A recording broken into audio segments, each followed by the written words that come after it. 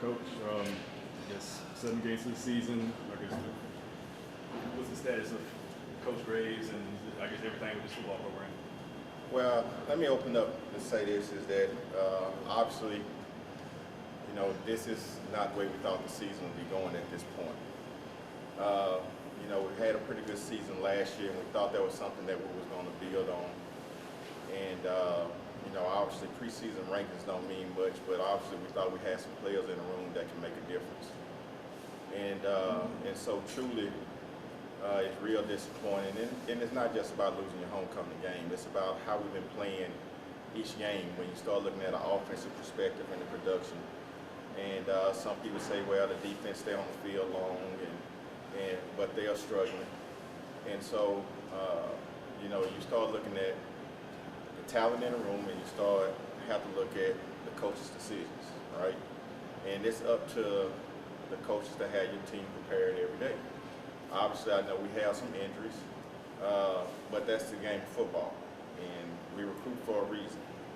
And so, personally, I know that the student athletes and the coaches in that room are unhappy, but there are also, leadership and fans that all expect more. And so, we're going to take Monday and evaluate the process. We have made some changes that we thought that would make us better. Promoting Coach McNair to co-offensive coordinator, and was hoping, we can get some energy in the room, but it seemed to not be working. And let me say this: a lot of times, coaching is funny. You can have some success here and then not be so successful someplace and go. So it's not that you're a bad coach. I want to erase that, okay? It's about the right person for Southern University, the right coaching staff, and in our business, who can make your team win. That's the bottom line. And so my job is to evaluate the process. Do Coach Graves stay another day? You don't make decisions after a ball game. You sit down and you talk about it, because then in the room, for the student athletes, who give you the best chance to win the rest of your games? And are you comfortable with somebody in the room that can do that? And that's on the staff already if you did an interim situation. And so those are things that we have to discuss. Perhaps he may give us the best chance to win out, and then, we let that stay in place, and then maybe we have to say that we, going to move forward. It's just, I need to speak with him. I need to speak to the student athletes. I need to communicate with them and kind of get down to the bottom of it. But obviously, it's not trending well. We're not excited about it. And it's our jobs as coaches, and I've been in the business on that side before, so I understand, but it's our job to have the teams ready. So in hindsight, we can expect some changes come Monday? I tell you what, there's going to be some conversations on Monday. Once again, after the conversations, when you expect change, you say, well, you got to name an interim person, right? So the way we're playing it, are you getting anything that you feel comfortable with the other coaches, right? And so do you play it out for the rest of the year? And so, a lot of people are emotional, but it's my job to take your time as an athletic administrator and weigh out all situations, and then come back and make recommendations of what I think should happen next. From your perspective, what do you think the culture is like in that locker room and within the program between the coaching staff and athletes?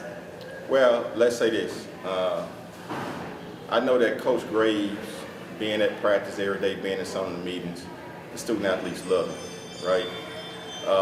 But it's also being able to, that's different than making sure you get the best out of them on the field. And you have your offensive coordinator, defensive coordinators in football. A lot of that has to do with that room as well, with him organizing the whole thing. And so in a deflated loss last week, I went in there, talked to the student athletes, talked to the coaches. And the thing that stuck out to me, that the players haven't given up. They still feel like that they can go out and compete and win some games. And so, but truly, in my opinion, the effort on the field, the output not just the outcome. Because look, you can accept losing, but the way you're losing, I personally don't think that we're competing the way that we should be competing, and that's basically the issue that I want to address. As a coach, like, why do you think that is? Like, obviously, you said they have the good attitude, but it's not showing up on the field. Like, from a coach's perspective, why do you think that is? Yeah, so we'll quickly say some injuries and some key opponents, but I think it goes a little deeper than that. I think it's being to be able to relate with your student athletes. They often say great players don't make good coaches, right?